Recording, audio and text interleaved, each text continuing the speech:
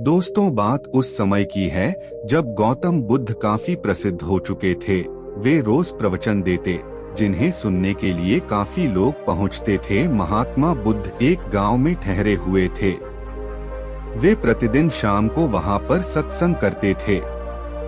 भक्तों की भीड़ होती थी, क्योंकि उनके प्रवचनों से जीवन को सही दिशा बोध प्राप्त होता था।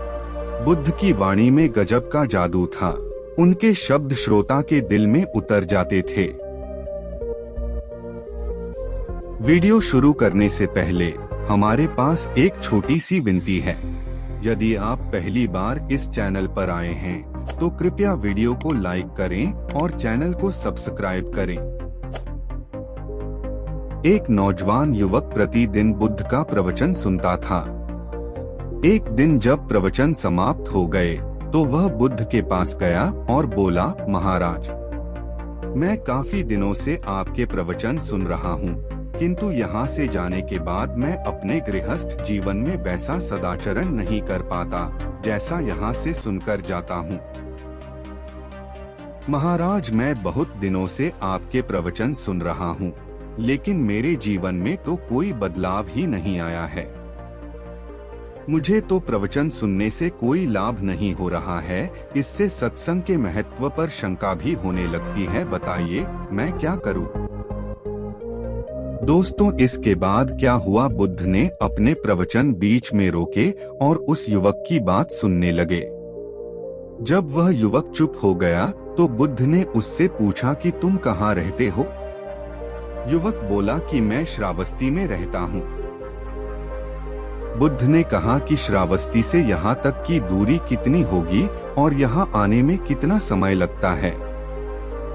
उस नौजवान युवक ने बुद्ध की बातों का उत्तर दिया तो बुद्ध ने फिर पूछा कि यहाँ आते कैसे हो? उसने बताया कि मैं कभी पैदल आता हूँ, कभी सवारी का कोई साधन मिल जाता है तो उससे आ जाता हूँ।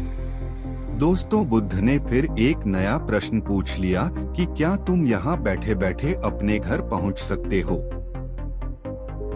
ये प्रश्न सुनकर वह युवक और वहाँ बैठे सभी लोग हैरान हो गए। युवक ने कहा कि ये कैसे संभव है? मैं बैठे बैठे कहीं और नहीं पहुँच सकता। इसके लिए तो मुझे ही चलकर जाना होगा। दोस्तों, बुद्ध ने आगे कहा कि अगर तुम कोई अच्छा करना चाहते हो तो उसके लिए तुम्हें प्रयास करना होंगे, विचार करने से काम नहीं होगा। बच्चा, सत्संग सुनने से तब तक कोई लाभ नहीं होगा जब तक तुम अच्छे काम नहीं करोगे, इच्छाओं का त्याग नहीं करोगे, बुराइयों से दूर नहीं रहोगे। सत्संग में तुम्हें सही गलत बातों की जानकारी मिलती है, लेकिन उन्हें अपने जीवन में किस तरह उतारना है, ये तो तुम्हें ही तय करना होगा। तुम्हें प्रयास करने होंगे, तभी जीवन में सुख शांति और सफलता आएगी। दोस्तों, बुद्ध ने उस युवक को समझाने के लिए बुद्ध ने उस युवक को बांस की एक टोकरी देते हुए उसमें पानी भरकर लाने के लिए कहा। युवक टोकरी में जल भरने में असफल रहा। बुद्ध ने यह कार्य निरंतर जारी रखने के लिए कहा। दोस्तों, फिर क्या था? युवक प्रतिदिन टोकरी में जल भरने का प्रयास करता, किंतु सफल नहीं हो पाता। कुछ दिनों बाद बुद्ध ने उससे पूछा, इतने दिनों से टोकरी में लगातार जल डालने से क्या टोकरी में कोई फर्क नजर आया? इस पर युवक बोला, एक फर्क जरूर नजर आया है। पहले टोकरी के साथ मिट्टी जमा होती थी, अब वह साफ दिखाई देती है। कोई गंदगी नहीं दिखाई देती है और इसके छेद पहले जितने बड़े नहीं रह गए, वे बहुत छोटे हो गए हैं। तब बुद्ध ने उसे समझाया, यदि इसी तरह उसे पानी में निरंतर डालते रहोगे तो कुछ ही दिनों में ये छेद फूलकर बंद हो जाएंगे और टोकरी में पानी भर पाओगे। इसी प्रकार जो निरंतर सत्संग करते हैं, उनका मन एक दिन अवश्य निर्मल हो जाता है, अवगुणों के छिद्र भरने लगते हैं और गुणों का जल भरने लगता है। दोस्तों, इस तरह युवक ने बुद्ध से अपनी समस्या का समाधान पा लिया। निरंतर सत्संग से दुर्जन भी सज्जन हो जाते हैं, क्योंकि महापुरुषों की पवित्र वाणी उनके मानसिक विकारों को दूर कर उनमें सद्विचारों का आलोक प्रसारित कर देती है। दोस्तों, संगत का हमारे जीवन में काफी अधिक महत्व है।